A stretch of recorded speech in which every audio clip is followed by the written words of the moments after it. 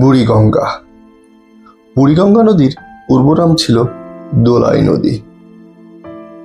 বুড়িগঙ্গা নদী বাংলাদেশের উত্তর কেন্দ্রীয় অঞ্চলের ঢাকা ও নারায়ণগঞ্জ জেলার একটি নদী। বাংলাদেশের রাজধানী ঢাকা বুড়িগঙ্গা নদীর তীরে অবস্থিত আজ থেকে প্রায় 400 বছর আগে। বুড়িগঙ্গা নদীর সৌন্দর্য বাড়ানোর কাজ করেছিল বাংলার সুবেদার মুর্শিদ কুলি খান। তার শাসন আমলে শহরে যে সকল অঞ্চলে নদীর তীরে অবস্থিত ছিল প্রতি রাতে আলোকসজ্জা করা হতো। একটু ভেবে দেখেন তো, নদীর প্রতি তাদের কি দুর্বলতা ছিল। 1800 সালে টেইলর বুড়িগঙ্গা নদী দেখে মুগ্ধ হয়ে লিখেছিলেন, বর্ষাকালে যখন বুড়িগঙ্গা পানিতে টইটুম্বুর থাকে তখন ঢাকাকে দূর থেকে মনে হয় ভেনিস। আজ আমাদের এই বুড়িগঙ্গা দূষণের কারণে মৃত্যুবরণ করেছে। এই নদীকে আমরা দূষিত করে ফেলেছি।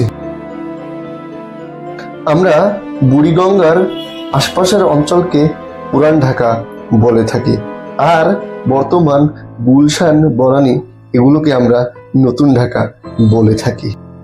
আমরা বুড়িগঙ্গা এবং তার আশপাশ অঞ্চলকে পুরান ঢাকা বলি এবং গুলশান, বনানী গুলাকে আমরা নতুন ঢাকা বলে থাকি।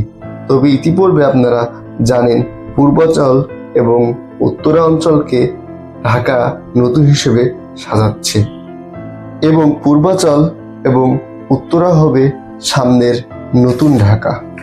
এরই মাধ্যমে গুলশান এবং বনানীর অঞ্চলগুলো বর্তমান পুরান ঢাকার মতো অবহেলিত একটি অঞ্চল হবে। আশা করি এটা আমরা চাই না। এই বুড়িগঙ্গার তীর ঘেঁষে কত জমিদার, রাজা, বাদশা বসবাস করেছে, পালতুলা নৌকায় চড়ে বেরিয়েছে। আজ এই বুড়িগঙ্গা দূষিত, গন্ধ, নর্দমার কারণে। স্ট্যামফোর্ড বিশ্ববিদ্যালয়ের পরিবেশ বিজ্ঞান বিভাগের অধ্যাপক আহমদ কামরুজ্জামান মজুমদার বলেন, বুড়িগঙ্গা দূষণের প্রাথমিক উৎস অপরিশোধিত পয়ঃবর্জ্য নিষ্কাশন, শিল্প বর্জ্য, বর্জ্য ফেলার পয়েন্ট এবং পানির যানবাহন থেকে নির্গত বর্জ্য।